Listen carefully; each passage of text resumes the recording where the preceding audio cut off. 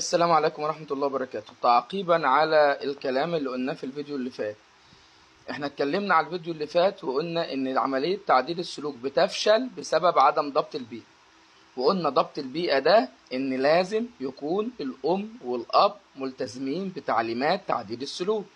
يعني ابنك بيشتم لازم يشوفك ما بتشتمش عشان ما يشتمش زيك، ابنك بيسرق لازم يشوفك ما بتسرقش عشان ما يسرقش زيك، عايز ابنك يصلي صلي عشان يقلدك، عايز ابنك يصوم صوم عشان يقلدك.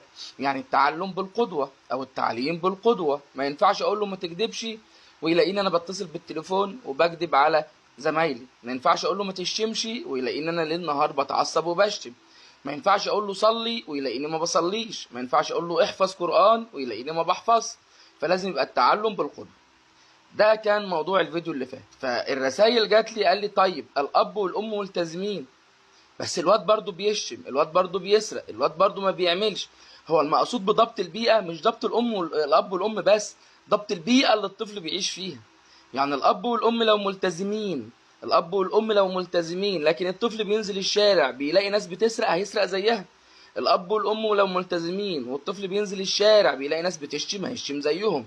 الاب والام ملتزمين، الطفل لو لقى راح المدرسة ولقى المدرس بيتعصب هيتعصب. يبقى ضبط البيئة